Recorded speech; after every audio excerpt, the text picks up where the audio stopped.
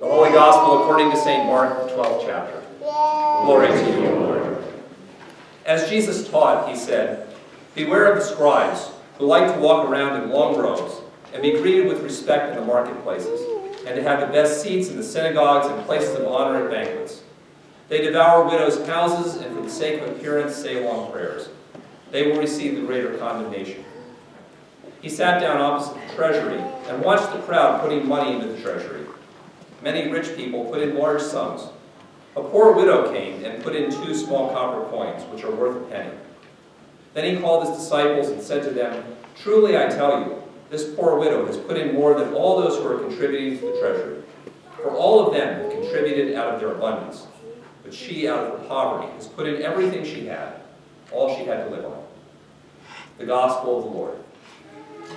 So on the 11th hour of the 11th day of the 11th month of 1918, the guns of World War I finally fell silent, and one of the greatest carnages in human history was over.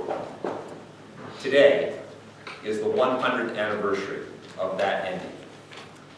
And in commemoration of that ending, and in memory of all those who gave everything, gave their very lives in that struggle, Armistice Day was born. But then, there were other wars, and there were other veterans to remember. And so Armistice Day became Veterans Day, a day to remember all veterans, but especially those who gave everything they had, even their very lives, to defend us and our country. But I'm sometimes a little bit uncomfortable with the way we do remembering in our country. Because while it's good that we remember, often remembering for a lot of people in our country is simply about thinking about the past instead of the present value of what the sacrifice of the past has given us. And as we think about the sacrifice of somebody long ago and far away, without thinking about, hey, today I enjoy something really important because of what that person did. And it becomes really something about them and not about right now.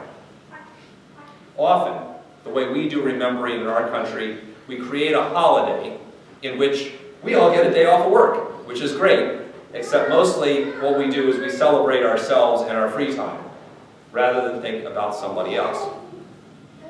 And often, maybe this is the thing that bothers me the most, is because I do this too, so I catch myself doing this, is I think about remembering as a way of saying, well, thank God, truly, there was somebody who was willing to sacrifice for me so that I don't have to sacrifice. And sometimes that even means so that I don't have to do anything at all. See, that's not really what remembering is supposed to be. That's not what we're supposed to do when we remember our veterans or anybody, and it's not the kind of remembering that Jesus wants us to do when we remember the widow in today's gospel reading. This widow is actually one of the more misremembered and misunderstood characters in the Gospels. Because often we focus on those 2 little coins that were worth a penny. And we presume that the message there is that whatever little thing we give to God, well, that's good. And while that's not entirely wrong, the fact of the matter is that the widow did not give a tiny little thing. The widow gave everything she had. She gave it all. She was a veteran of faith. Jesus lifts her up for comment and for remembrance, not because of the penny, but because, like all veterans who are worthy of remembrance, this widow considered what had meaning and purpose in her life. Things like faith and relationship with God, those were not just words to her. Just as words like freedom and sacrifice are not just words to veterans. They actually gave life meaning and purpose. And this widow understands that things that give life meaning and purpose, and she thinks about those things and says, this is the kind of thing that matters. She is not there because she has to be. She's there because she wants to be. She understands that her relationship with God, and indeed her relationship with the entire community of God's people, gives meaning and purpose, and she wants to be there. And because of that, Like any veteran worthy of being remembered, she cared enough to invest herself in the relationship she had with God. What she gave was not just her money. Jesus says she put herself into this gift. Because she gave everything she had, she was giving herself. She was investing herself. In the same way that veterans do not just simply say, well, I'm going to invest myself in the country by putting on a uniform, but I'm actually going to serve, and I'm actually going to go in places where my life is in danger, because this widow saw that when things aren't just words, they're worthy of investment. And that's what she did. And she also understood that any really important investment is an investment in something bigger than yourself. And she believed in spending herself on something that was bigger than her. Her relationship with God, and indeed her relationship with the whole people of God, was something that was worthy of her investment, of the investment not only of money, but the investment of her very self. And like any veteran, she saw the value of an investment in something bigger than just herself. And so as we remember this widow, this veteran of faith, Jesus is calling us to do more than simply acknowledge an historical figure or to remember an act of faithfulness from long ago and far away.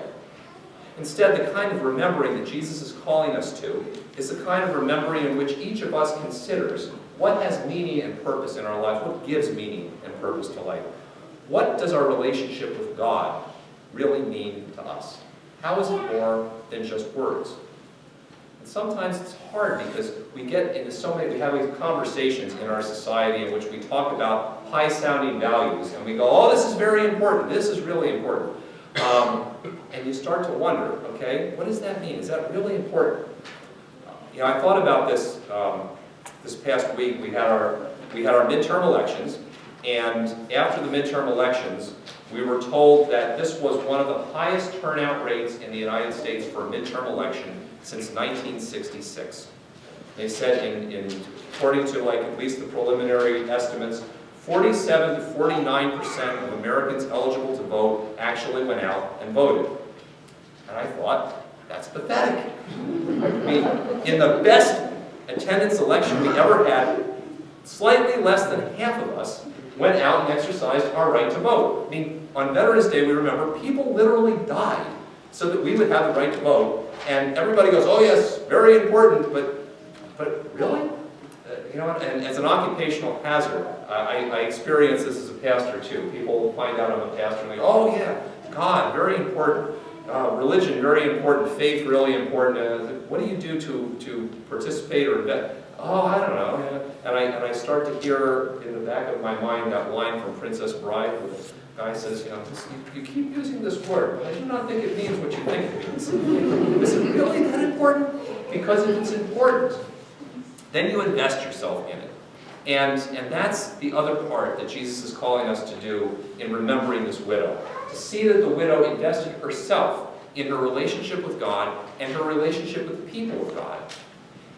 So that we can think about how is it that we want to invest ourselves in that? What gives meaning and life to that relationship? So back out in the narthex, there's that picnic table kind of looking display where we put plates and we said, what kinds of things should we be invested in to grow our relationship with God and to help our community grow and to grow with one another?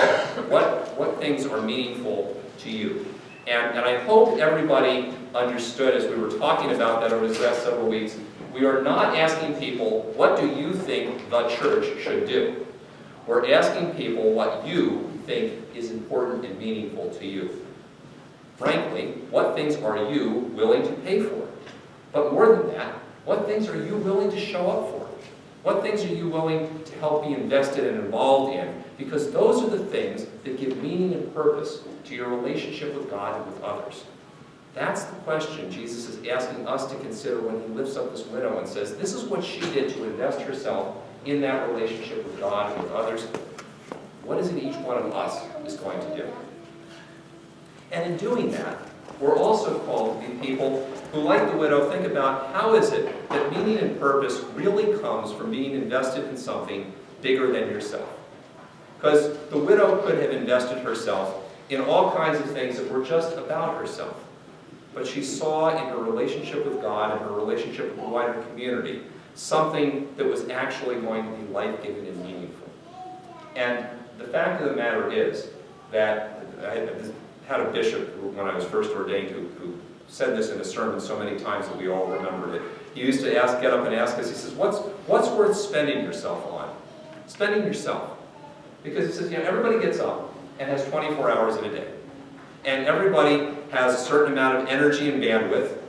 He didn't use the word bandwidth because it was too long ago for that word, but that's what he meant. And everybody has a certain amount of money. Mine may be more or less than yours, but we're going to spend all that stuff someplace, somehow. What's worth it? What's bigger than yourself that has meaning? And that's the question Jesus asks us every day. That's why he lifts up this widow to be remembered. Because in lifting up this veteran of faith, Jesus doesn't want us to just think about a historical figure and say, oh, thank God she ended up doing this, like lots of people may have done something in our lives, taught us, built buildings, things like that. Jesus is asking us to consider how we also can become veterans of faith.